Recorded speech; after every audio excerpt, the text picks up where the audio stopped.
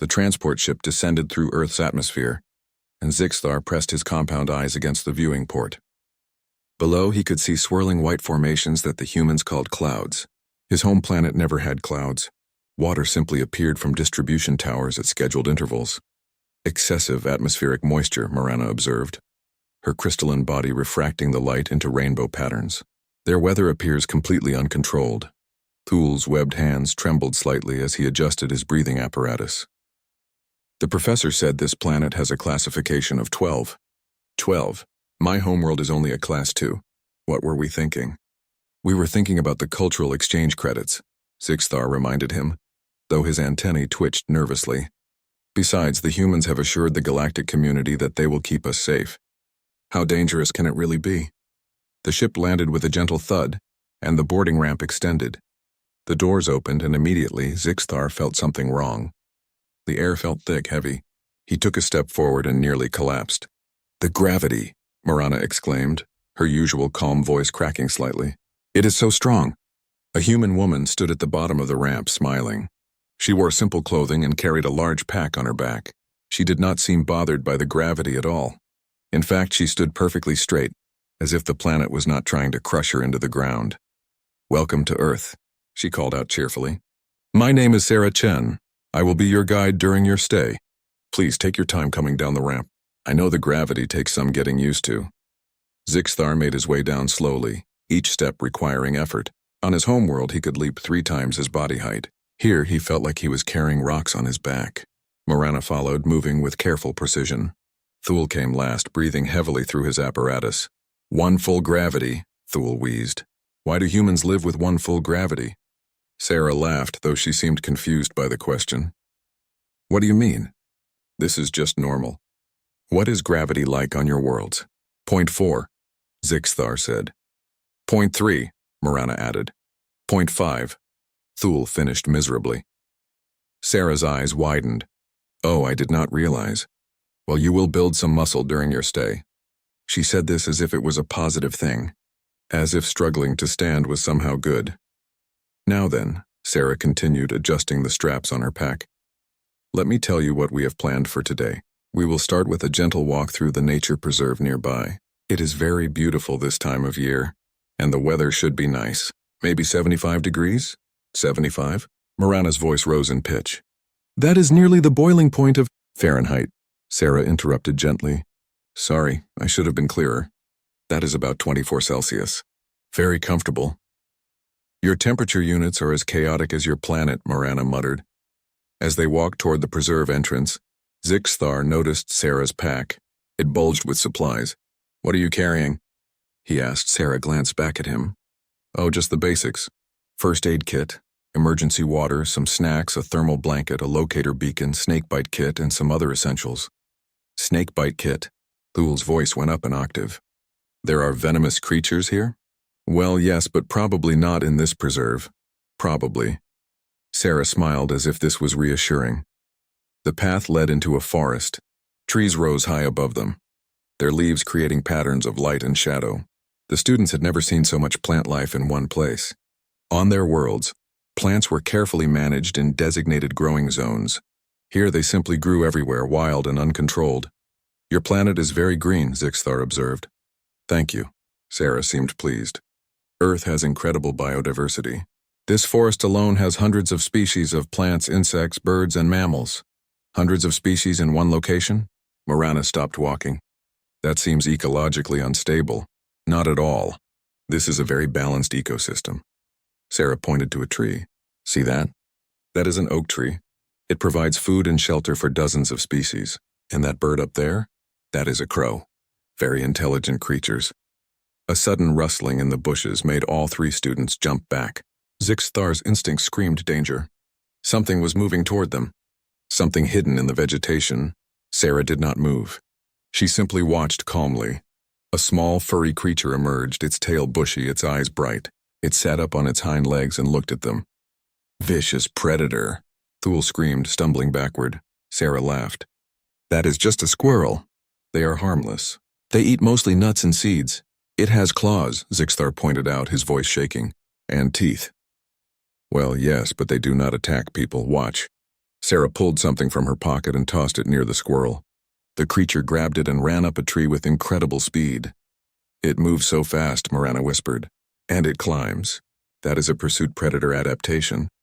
It is a squirrel, Sarah repeated, still smiling. Wait until you see a deer. Or a bear. Bear? All three students said in unison. Yes, we have bears in these woods. Black bears mostly. They are pretty shy, though. We probably will not see any. Sarah started walking again, apparently unconcerned about the presence of creatures called bears. The students followed, staying close together. They jumped at every sound. A bird call made Zixthar's hearts race. A falling leaf made Thule dive for cover. You seem very nervous, Sarah observed after a few minutes. I promise this is one of the safest places on Earth. We are in a protected preserve. No hunting allowed, regular ranger patrols, cleared paths. My little nephew comes here for school field trips.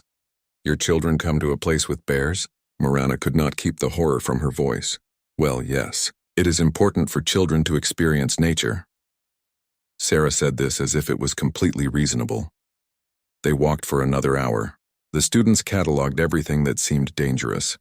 The uneven ground that could cause falls, the branches that hung low enough to strike someone, the insects that flew near their faces, the distant sound of water that indicated an uncontrolled liquid source. Sarah pointed out things she found beautiful. A flower, a butterfly, a spiderweb covered in morning dew. That is a spiderweb, Zixthar said carefully, which means there are spiders here. Of course. Lots of them. Spiders are great. They eat mosquitoes. What are mosquitoes? Little flying insects that bite you and drink your blood. The student stared at her. But that is what the spiders eat them for. Sarah added cheerfully. The sky began to darken. Sarah looked up and frowned slightly. Looks like rain might be moving in earlier than expected. We should probably head back. Rain? Thule looked panicked. Water falling from the sky? Unscheduled? Yes, rain. It is just water. You will be fine. They were not fine. The rain started 10 minutes later. It came suddenly. Drops of water falling from above, soaking everything. The students had never experienced anything like it. Water was supposed to come from pipes and faucets and distribution centers. It was not supposed to fall from the sky in random amounts at random times. Sarah pulled out strange fabric sheets from her pack. Here, these are emergency rain ponchos. They will keep you mostly dry. Thunder rumbled in the distance. Marana's entire body structure seemed to shudder. What was that sound? Just thunder. When you see lightning, count the seconds until you hear thunder. That tells you how far away the storm is. Lightning. Zixthar felt faint. Electrical discharge in the atmosphere? Yes, but we are safe under the trees. Sarah paused. Actually, no, that is the opposite of safe. Let me rethink this. Follow me, quickly now. She led them to a small shelter built along the trail. Inside, they huddled together while the rain poured down and thunder cracked overhead. Sarah sat calmly, drinking water from a bottle. Sorry about this. The forecast said clear skies. Weather can be unpredictable. Unpredictable weather, Marana repeated slowly. That kills people on garden worlds. Oh, it kills people here too, Sarah said casually. Lightning strikes, flash floods, that sort of thing. But not usually. Most of the time rain is just nice. It makes things grow. The students looked at each other. They had been on Earth for less than 4 hours. This was going to be a very long exchange program. The rain stopped after 30 minutes, but the forest had changed. Everything dripped with water. The path had become muddy. Small streams of water ran across the trail where there had been dry ground before. Sarah stood and stretched. Well, that was refreshing. Nothing like a good rain to clear the air. Shall we continue? Continue? Thule looked at the mud with absolute horror. The ground is unstable. The structural integrity of the path has been compromised. It is just mud. It will dry.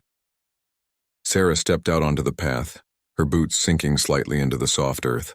Come on, it is not much farther to the scenic overlook. The view after rain is spectacular. Zixthar followed hesitantly. His feet made squelching sounds in the mud. The sensation was deeply disturbing. On his homeworld, ground was solid, predictable. It did not change based on water content. As they walked, Sarah talked. She seemed to enjoy explaining things about her planet. Earth has 4 seasons, she said. Right now it is spring. That means plants are growing, animals are having babies, and the weather is mild. In summer, it gets hot. In fall, the leaves change colors and fall off the trees. In winter, it gets very cold.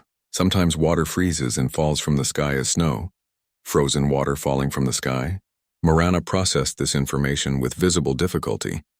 Your precipitation has multiple states of matter? Yes, snow is beautiful. Children play in it. Of course they do, Zixthar muttered. They reached the scenic overlook, and despite everything, Zixthar had to admit the view was impressive. The valley stretched below them, covered in green forest. A river wound through the landscape like a silver ribbon. Mountains rose in the distance, their peaks touching the clouds. Beautiful, is it not? Sarah said softly. It is very green, Zixthar agreed. And very chaotic. Chaotic? Sarah tilted her head. On my world, we have growing zones, designated areas for specific plants, water distribution points, controlled pollination schedules. Here, everything just grows, wherever it wants. That is what makes it beautiful, Sarah said. Nature finds its own balance. Humans used to try to control everything. But we learned it works better when we work with nature instead of against it. How long did it take to learn that? Marana asked. Sarah thought for a moment. A few thousand years of making mistakes. A few thousand years? Marana's voice went flat. Your species persisted through thousands of years of ecological mistakes? Well, yes. We are stubborn like that. A sound came from the forest below. It was loud, deep, and unlike anything the students had heard before. It was a roar. What was that? Thule had backed up against the railing of the overlook. Sarah frowned and pulled out a small device. She looked at it and then relaxed. Oh, it is just a bear. A big one, from the sound of it. Probably a male. Just a bear, Zixthar repeated. You said bears were shy. They usually are. But males can be territorial this time of year. We should probably head back a different way just to be safe. Sarah's tone was casual, but she started walking with more purpose.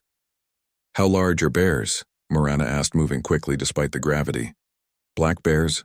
Maybe 200 to 600 pounds. Brown bears can be bigger. Polar bears are the biggest, around 1,500 pounds. 1,500 pounds? Thule was almost running now, despite how much effort it took in the heavy gravity. That is a megafauna predator. They eat mostly berries and fish, Sarah said. But yes, they are big. They can be dangerous if surprised or if they have cubs. That is why we make noise when we hike. It lets them know we are here so we do not startle them. You make noise to alert the predators to your presence? Zixthar felt his understanding of survival instincts completely inverted. Yes. If they know we are coming, they leave. Bears do not want to interact with humans any more than we want to interact with them. Usually. Usually. Marana echoed faintly. The path Sarah chose wound down the side of the hill through denser forest. Here the trees grew close together, and the canopy blocked out much of the light. Strange sounds echoed around them. Birds called. Insects buzzed. Something rustled in the undergrowth. Sarah stopped suddenly and held up her hand. Everyone froze. Look, she whispered, pointing. Through the trees they could see a large animal. It had 4 legs, a brown coat, and impressive antlers on its head. It was eating leaves from a low branch, completely unaware of their presence. Deer, Sarah breathed. A buck, those antlers are beautiful. Those antlers are weapons, Zixthar corrected. That is a prey species with defensive weapons. Well, yes. Bucks fight each other during mating season, but they run from humans. As if to prove her point, Sarah took a step forward. A branch cracked under her foot. The deer's head snapped up and then it was gone, crashing through the undergrowth at incredible speed. It moves so fast despite its size, Marana observed. Prey species on Earth require significant predator pressure to evolve such escape capabilities. We have wolves, mountain lions, bears, and historically, humans hunted deer as well, Sarah said. So yes, they need to be fast. Wolves? Thule's voice cracked. Pack hunters? Yes, though not in this preserve. They are more common in the northern regions. They continued walking. Sarah pointed out more flora and fauna. She showed them an anthill and explained how the insects built complex underground colonies. She found mushrooms growing on a dead log and explained decomposition. She caught a frog near a stream and let them observe it before releasing it back into the water. Every single thing she showed them was, from the student's perspective, evidence of a hostile nightmare world. The ants were organized and aggressive.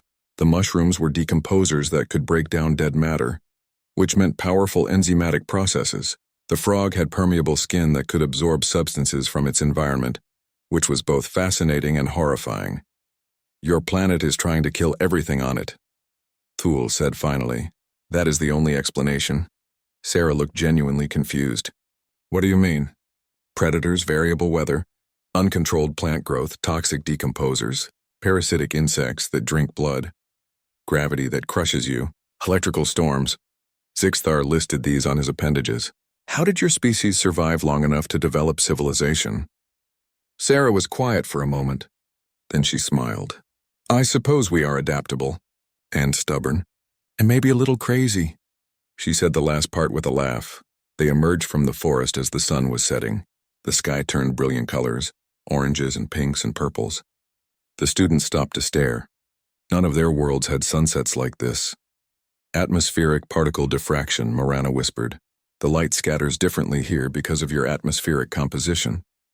"We just call it beautiful," Sarah said. Back at the transport landing area, Sarah helped them into the shuttle that would take them to the city where they would stay. "Tomorrow, I will show you around the city," she said. "It will be much more comfortable for you. Buildings, climate control, restaurants, shops, civilization." The students nodded with relief. Civilization, controlled environments, safety. As the shuttle lifted off, Zixthar looked back at the forest. It was darkening now, shadows growing long. Somewhere in that forest were bears and wolves and deer and squirrels. Somewhere it might rain again. Somewhere, lightning might strike.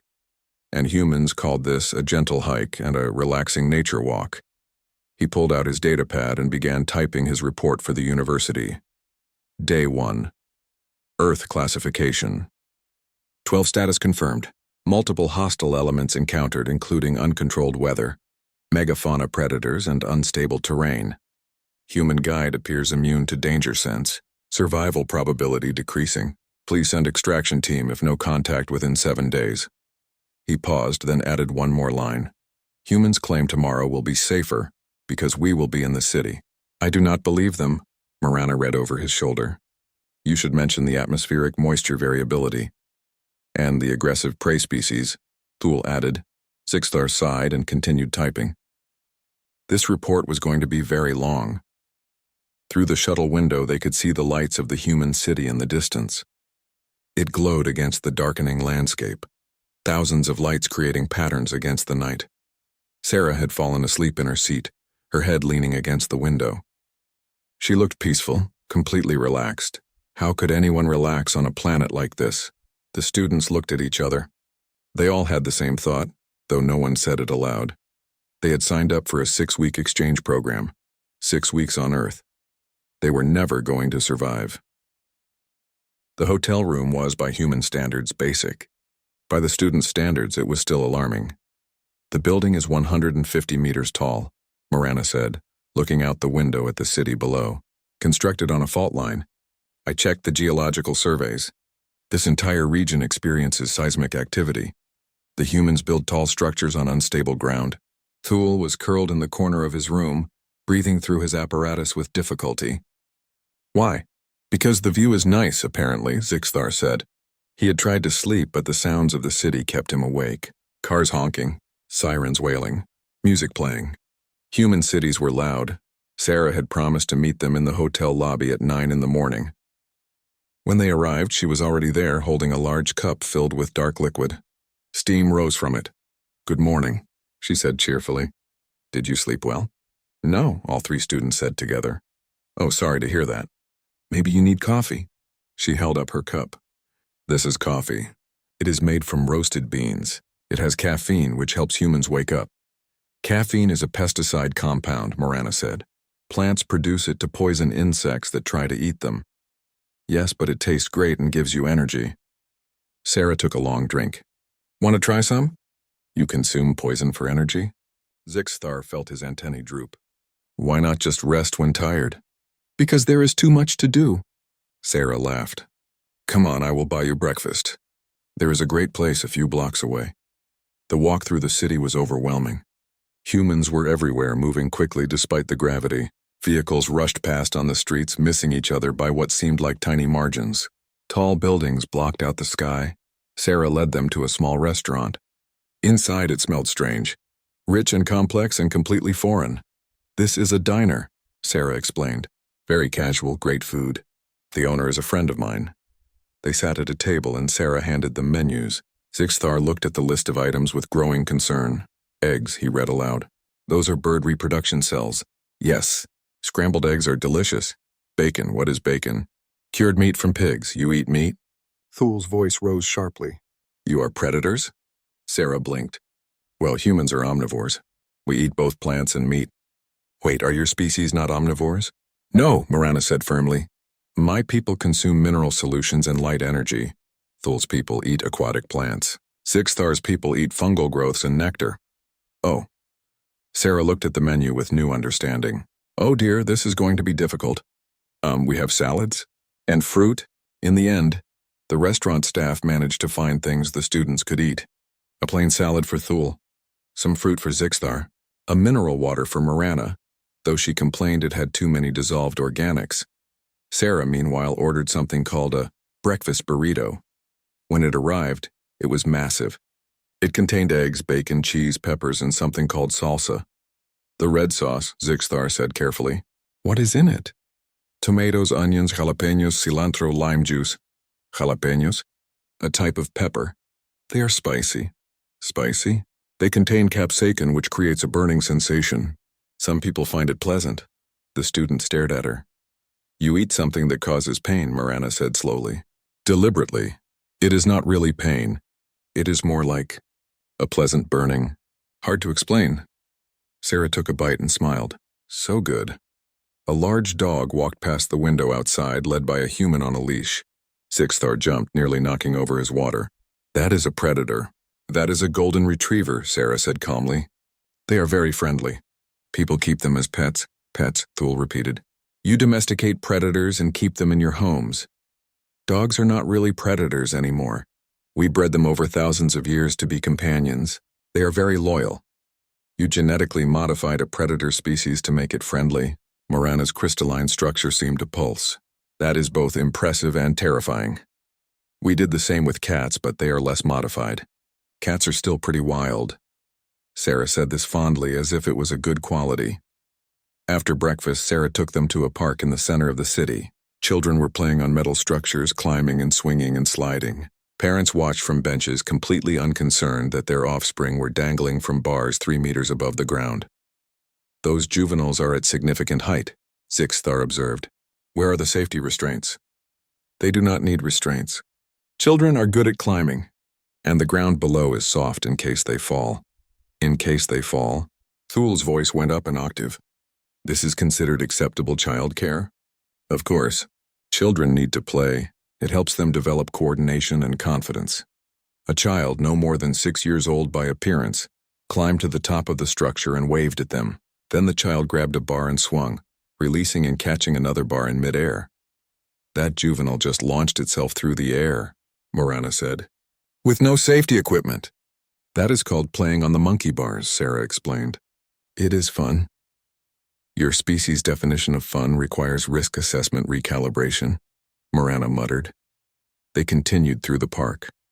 Sarah pointed out more harmless things that made the students nervous. A pond with ducks, a man juggling flaming torches, a group of teenagers on wheeled boards performing tricks that involved leaving the ground. Then Sarah stopped at a cart selling food. Ice cream, she said happily. You have to try this. It is a frozen dessert, very sweet. She bought 4 cones and handed them out. The students looked at the cold, soft substance dubiously. It is very cold, Thul observed. That is the point. It is refreshing. Zixthar took a small taste. It was sweet, cold, and had a pleasant texture. This is actually good, see? Not everything on Earth is scary. At that moment, a large vehicle drove past. On its side was painted a picture of a flame and the words, Fire Department. Fire Department? Zixthar asked. They respond to fires. They put them out and rescue people. Fires happen frequently enough that you need a dedicated organization. Well, yes. Buildings catch fire, forests catch fire, vehicles catch fire. It is a common enough emergency. Uncontrolled combustion is a common emergency, Marana said faintly. Of course it is. They walked back toward the hotel and Sarah stopped at a store. I need to pick up a few things, she said. Come on, you might find it interesting. The store was a pharmacy. Inside were rows and rows of medications. Pills, liquids, creams, patches. Thousands of different medicines for thousands of different ailments. Sarah picked up a bottle. Allergy medicine. I need this for spring. You have allergies? Zixthar asked. Yes, to pollen. It makes me sneeze. This helps. Your planet's plants produce reproductive cells that cause immune responses in your species, and you just live with it? Well, yes. It is just allergies. Everyone has them. Not everyone, Thule said. No one on my planet has allergies. Lucky you, Sarah said, adding the medicine to her basket. She also picked up bandages, pain medication, antibacterial cream, and something called poison ivy treatment.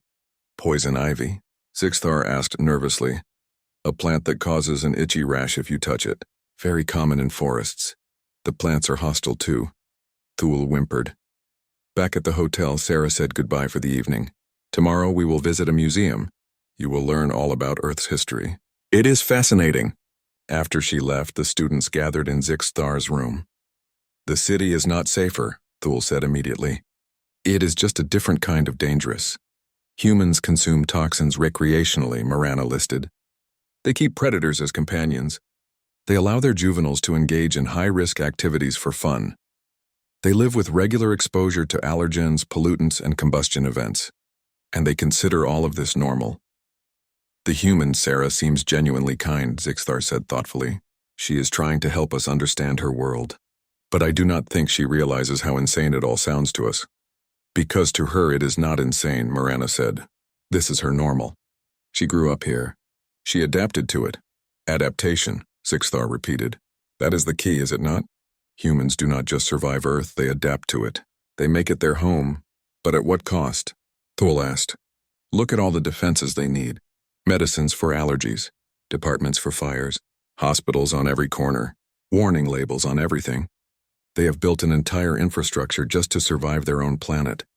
Yes, Zixthar said slowly, but they did build it. That is impressive in itself. They were quiet for a moment. Tomorrow is the museum, Marana said. Sarah said we would learn about Earth's history. I'm not sure I want to know, Thule admitted. If the present is this terrifying, what must the past have been like?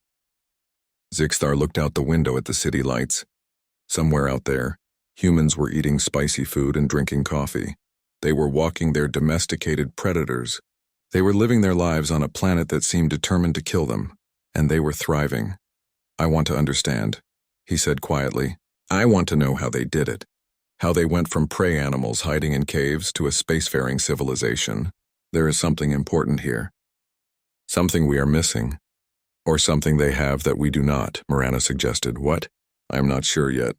But I intend to find out. They went to their separate rooms. Zixthar tried to sleep, but his mind was too active. He kept thinking about Sarah, about her casual attitude toward danger. The Natural History Museum was enormous.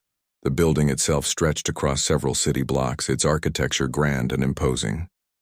Sarah met them at the entrance wearing a shirt that said, I survived the Cretaceous, with a picture of a dinosaur on it. Ready to learn about Earth's history? She asked cheerfully. As ready as we can be, Zixthar replied, though his antennae twitched nervously. The first exhibit they entered was labeled The Age of Dinosaurs. The room was dark, lit by strategic spotlights that illuminated massive skeletal structures.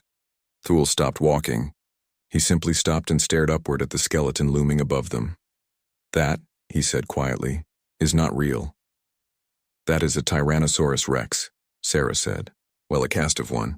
The real fossils are too fragile to display. But yes, they were real. They lived about 65 to 70 million years ago. The skeleton was enormous. Its skull alone was the size of a small vehicle, filled with teeth as long as Zixthar's hand. Its legs were massive pillars, and its tiny arms seemed almost comical compared to the rest of its body. That creature hunted on your planet, Marana said slowly. Successfully. Very successfully. Tyrannosaurus rex was an apex predator. It could run up to 30 kilometers per hour, despite weighing several tons. Its bite force was around 6 tons per square centimeter, strong enough to crush bone.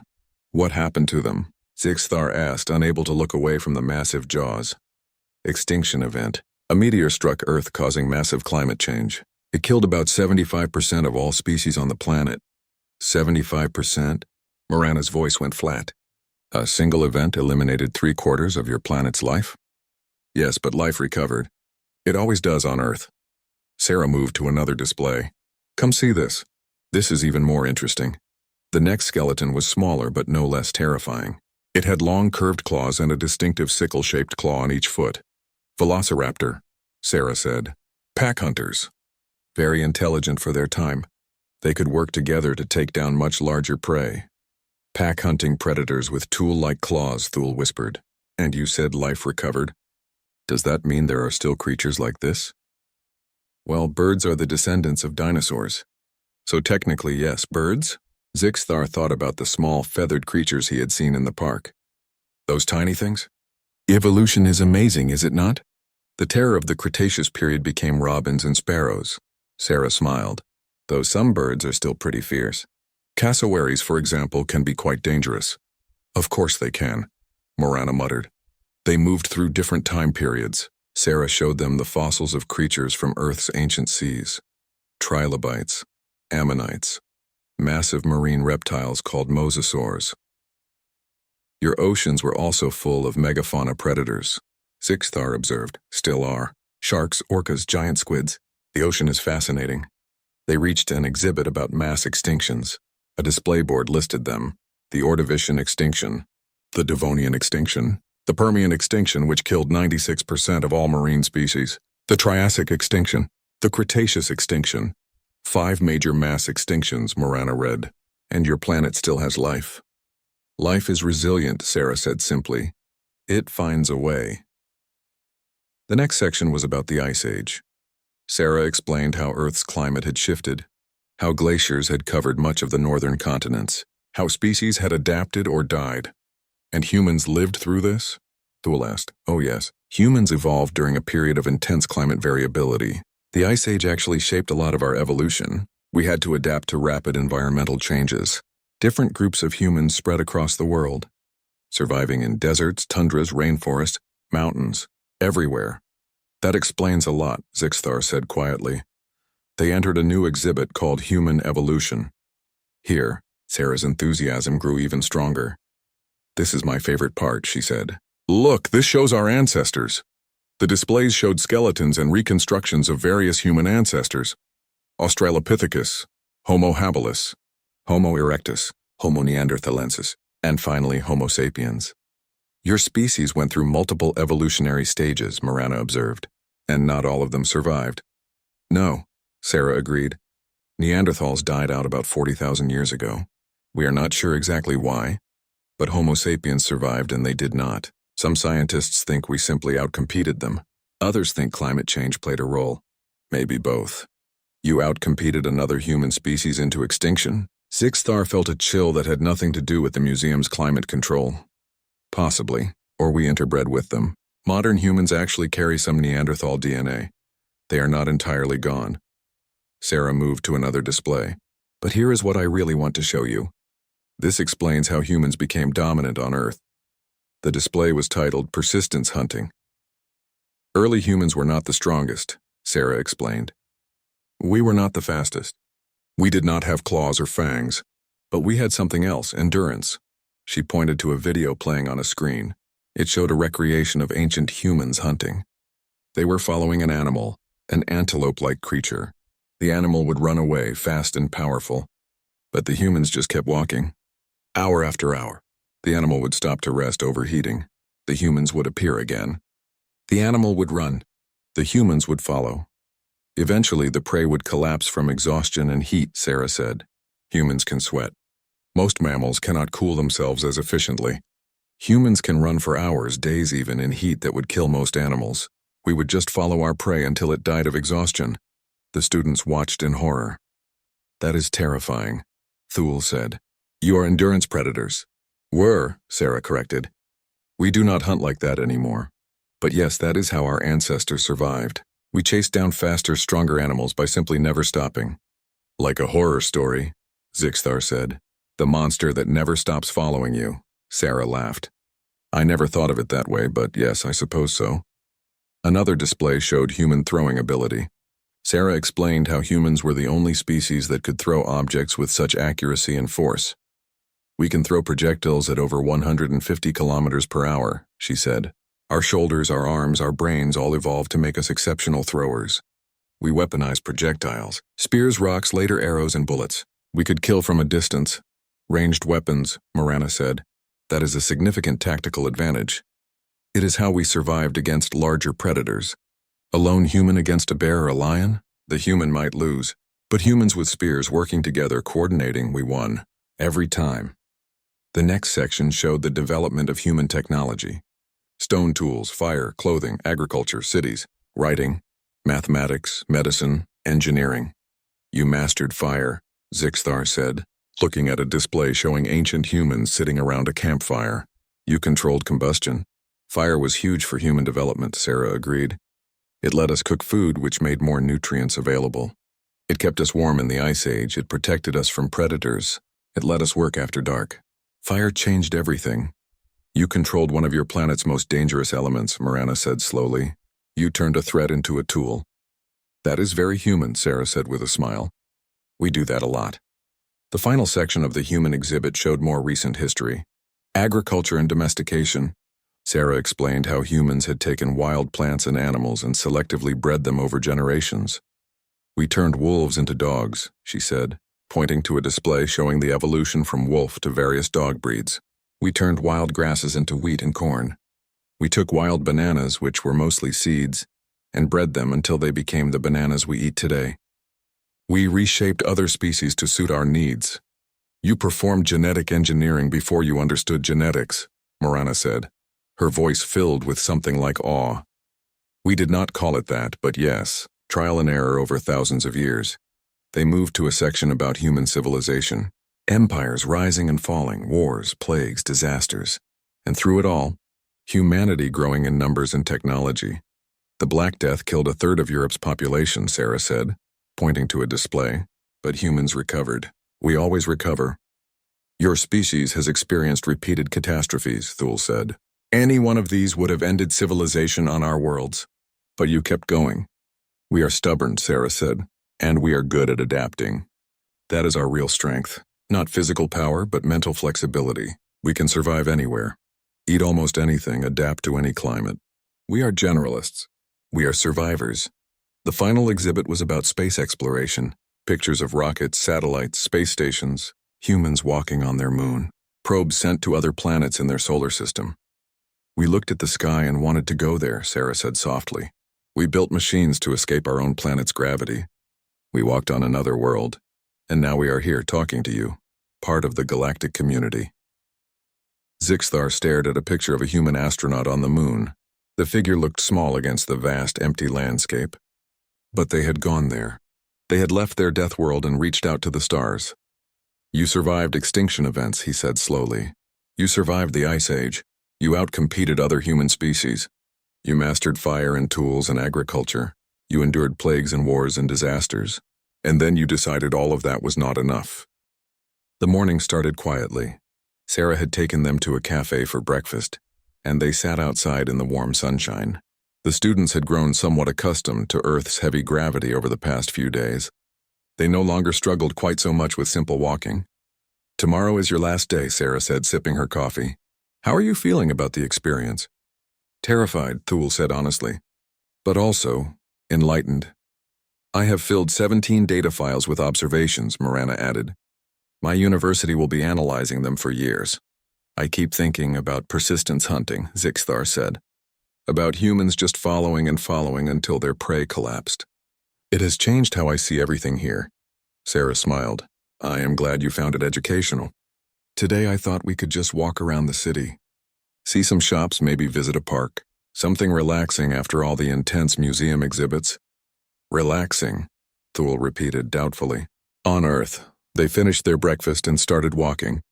The city was busy, humans moving in every direction. Cars and buses rolled past. Somewhere a construction crew was working, the sound of drilling and hammering echoing between buildings. Your species is always building, Marana observed, always changing things.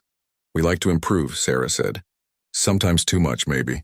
But yes, humans are builders. We see a problem and we try to fix it. We see something that could be better and we try to make it better. They passed a playground where children were playing. One small child climbed to the top of a structure and waved at her parent. The parent waved back completely calm, even though the child was high enough that a fall would cause injury. I still do not understand how you let your juveniles do that, Thule said. Children need to learn their limits, Sarah explained. They need to take small risks in safe environments. It teaches them coordination, confidence, and how to assess danger. If we protect them from everything, they never learn. Learning through experience, Zixthar said. Even dangerous experience. Calculated risk, Sarah corrected. The playground equipment is designed to be challenging but not deadly. The ground is soft. Parents are watching. It is dangerous enough to teach but safe enough that serious injuries are rare. They continued walking. Sarah showed them a bookstore, a music shop, a small art gallery. She was explaining the difference between oil painting and watercolor when it happened. The ground moved. It was subtle at first, a slight vibration like a large vehicle passing, but then it intensified. The ground rolled like waves on water. Buildings swayed. Car alarms started blaring. Somewhere glass shattered. Zixthar fell. His legs could not adjust to ground that moved. Morana's crystalline structure resonated with the vibrations, creating a high-pitched whine. Thule simply curled into a ball and made a sound of pure terror. And Sarah?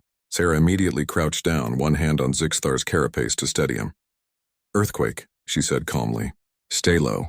We are in the open, away from buildings. This is actually a safe place to be. Safe? Thule's voice was nearly a scream. The ground is moving. The ground is attacking us. The shaking continued for what felt like forever but was probably only 30 seconds. Then it stopped. The world became still again, though car alarms continued to wail and people were shouting. Sarah pulled out her phone and checked it. Magnitude 6.2. Epicenter about 40 kilometers from here. That was a pretty good shake. Pretty good? Morana's voice cracked, her usually calm demeanor completely shattered. The tectonic plates just shifted. The ground moved? Yes, that is what earthquakes are, Sarah said, still calm. She looked around, assessing the situation. A few windows had broken. A street sign had fallen. But the buildings were standing. Everyone okay? No injuries? No physical injuries, Zixthar managed to say. But psychological trauma is likely. Sarah helped them to their feet. Around them, humans were doing the same. They were checking on each other, calling loved ones, but most seemed more annoyed than terrified. One human near them was complaining that his coffee had spilled. His coffee had spilled. The ground had tried to kill them all, and this human was upset about his beverage. Should we not evacuate? Thule asked, looking around wildly. Leave the city? Return to the ship? Not unless there is a tsunami warning or aftershock danger, Sarah said. She checked her phone again. No tsunami risk. We are too far inland. There might be aftershocks, but they will be smaller. Aftershocks? Morana's voice went high. It will happen again? Probably. Earthquakes usually come in clusters. The big one releases pressure, but then there are adjustments. Smaller quakes. Emergency vehicles rushed past, sirens blaring. Sarah watched them go and nodded approvingly. Response time is good. The emergency services here are excellent. They will check all the buildings, make sure there is no structural damage, help anyone who needs it. You have emergency services specifically for when the ground attacks you. Zixthar said slowly. Well, yes. Earthquakes are common in this region. We prepare for them. Buildings are engineered to sway rather than collapse. We have emergency kits, evacuation plans, early warning systems. We live with earthquakes, so we adapt. You live with them, Thule repeated. You do not leave. You do not find safer ground. You just adapt. This is our home, Sarah said simply. Yes, it has earthquakes. It also has beautiful weather, great food, wonderful culture, access to the ocean and mountains. Everywhere on Earth has some kind of natural danger. Earthquakes here. Hurricanes there. Tornadoes, blizzards, floods. You learn to prepare and deal with it.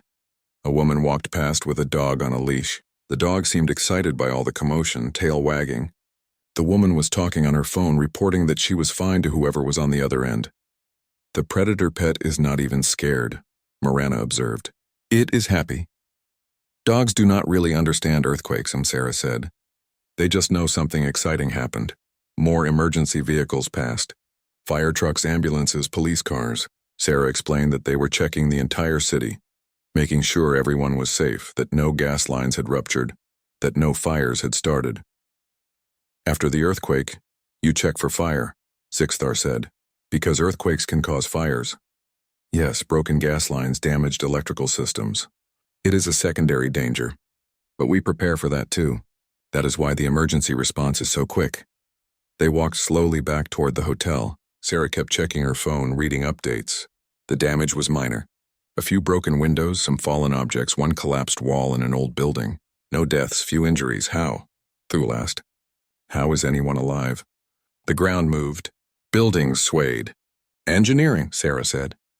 We have strict building codes in earthquake zones. Structures are designed to flex.